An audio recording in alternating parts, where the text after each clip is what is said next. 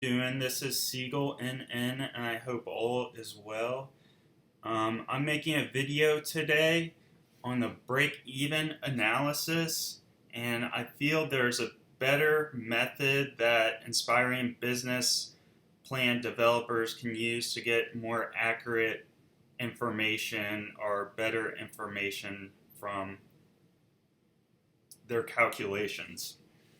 And basically, the long and short of it is if you include your revenue per unit and the variable cost per unit in your projected revenue and projected expense columns, you get a much nicer curve, such on the left. Total fixed costs, I don't think is a great thing to include, especially for a growing business, and I'm going to show you what we did to get a nicer curve with better information, I feel like.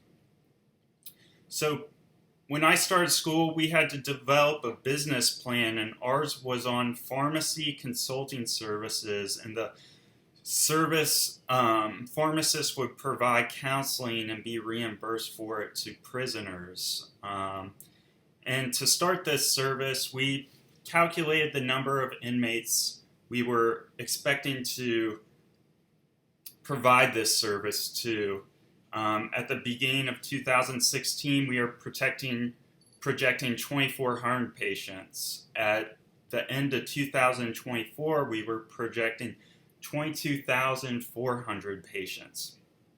So we did the expected calculations, and the expected revenue we're expecting, and this is the best case scenario. So we're charging, I think, like $294 here per service, but we also calculated the amount of full-time employment hours a pharmacist we would need, and administrators and IT specialists, and the total FTEs of the company.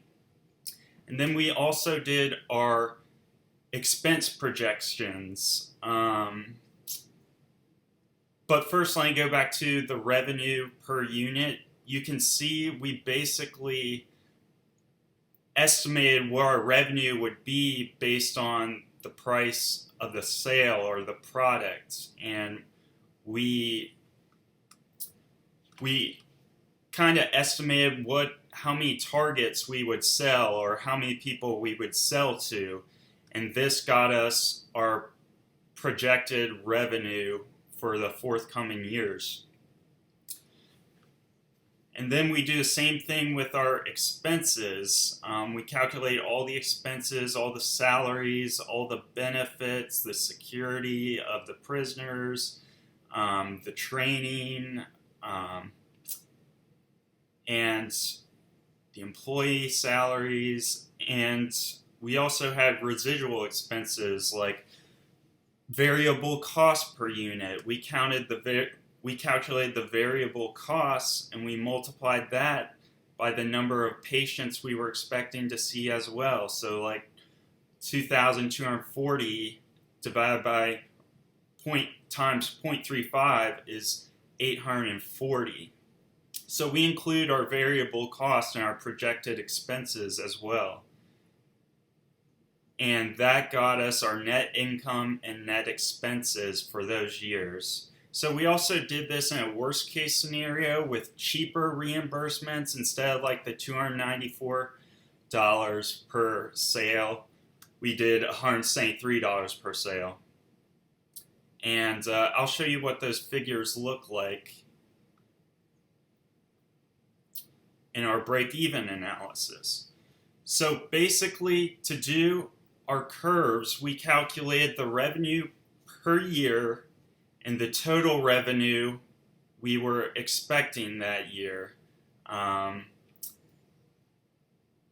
For the revenue, our first year was negative 82,000, so in the second year it would be negative 64,000. And we did this because we were looking at it every 2 years, so we just went by 2 years. And then we did all the way out until we got to our goal 24,000 products sold or bundles sold of our services. So when we put this on a graph, it gets a nice curve like this, and you can see that we start turning a profit at 2.5 years, which is right around here what our total revenue gets out to. And we also do it with the number of services provided. We start to see a profit around when we sell 8,000 products. And then we do a worst case scenario where we don't generate a profit for a long time, but we can start to see we're starting to make a profit at around 8 years of operation, and the more we expand, the more this will increase. So, and we also do it for worst case scenario services served, and the worst case scenario was like $173 per service served.